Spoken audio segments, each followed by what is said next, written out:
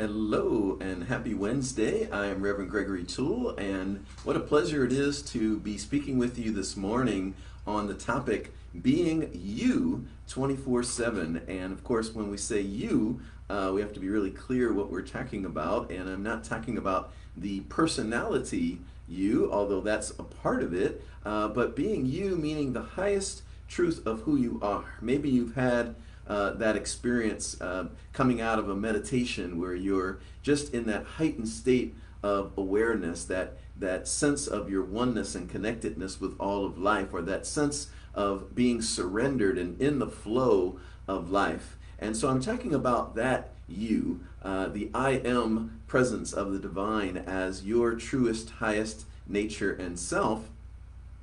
And I was reflecting back on Andrew Young, who was the ambassador to the UN at one point, and he was the mayor of Atlanta at one point, and I saw him give a keynote speech at an event, and he was talking about being a 24-hour person, and he was talking more about our personality and just kind of being our authentic self, like especially in terms of like going into the workplace, like can you just be who you are 24/7, or do you have to put on all these masks? Like, okay, now I'm going into the office, I've got to put on a certain mask, and now I'm going to be with my family, I have to put on a certain mask. Certainly, we play roles, but could we be in our essence the same person?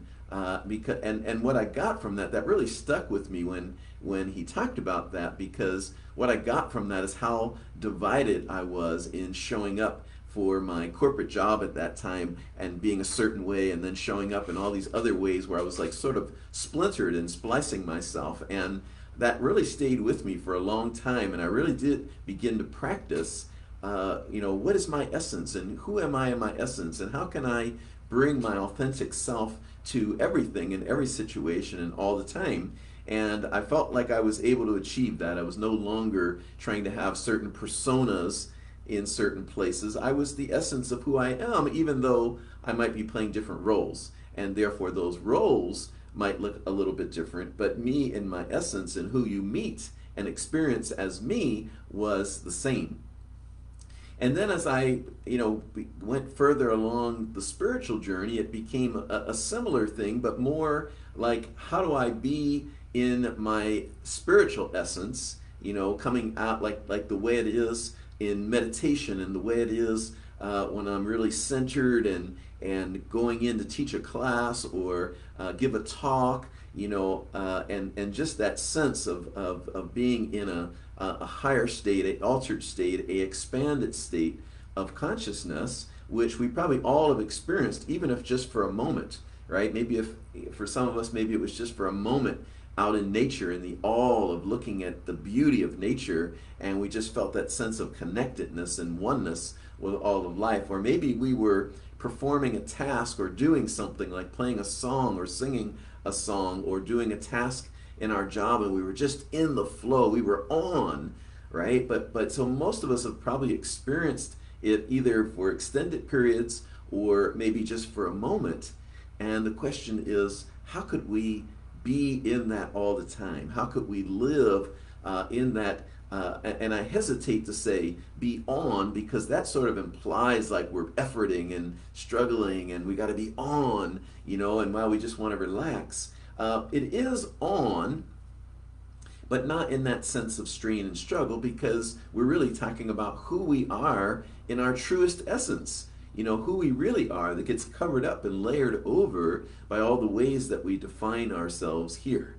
And so that I am is that part of us that is tapped in to infinite wisdom, intelligence, love, peace, joy, harmony that passes all human understanding. It's unconditioned, right? And so we tap into that momentarily sometimes, so we can begin to be mindful, begin to be aware of what that feels like, what that is, and what is the state of consciousness that we enter into.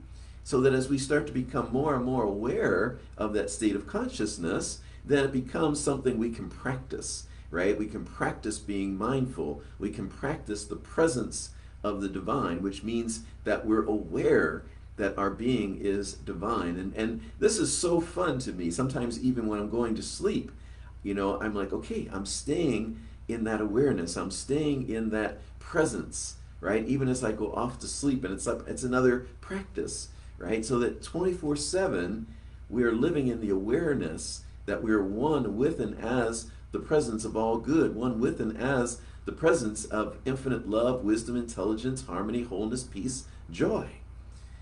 And so it's a practice that we can do. If we can experience something, I feel, for one moment, then we can experience it in every moment. It's the way that I always feel that world peace in our whole world is possible, because I know I can be at peace, and therefore that means all of us could be at peace. And if all of us are at peace, then we have peace on earth. It's only when we are not at peace within ourselves that we can even enter into, on the outer, anything that doesn't look like peace.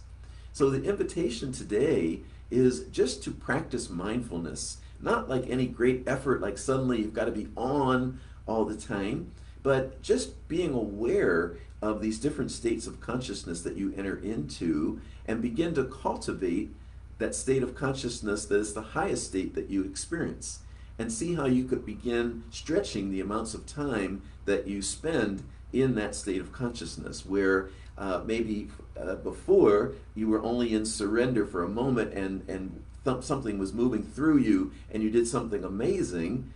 Begin to cultivate that consciousness, or going further, that state of oneness and connectedness where there's no separation. There is no separation, but then we get to that point where there's no sense of separation. We realize, we experience at an experiential level that I am one with the all, in all, through all, as all. And the world looks, feels, and is experienced totally differently.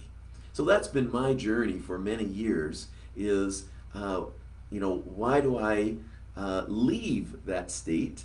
And more I'm choosing not to leave that state, to live in that state of heightened consciousness, which can be very restful, by the way. It's not necessarily effort. It can be very restful, and it's definitely a desirable state. So that's the invitation today, if this makes any sense to you, is to begin paying attention to your state of awareness, your state of consciousness, and to begin to choose the highest state of consciousness in each moment that you could possibly choose. And then the highest state of consciousness you could choose in this moment. And from there, perhaps we start to live all the time in that space of the highest consciousness we've ever experienced, and then maybe it becomes a higher state and a higher state and a more expanded state. In any event, enjoy the journey, have fun. Thank you so much for tuning in. Peace and blessing.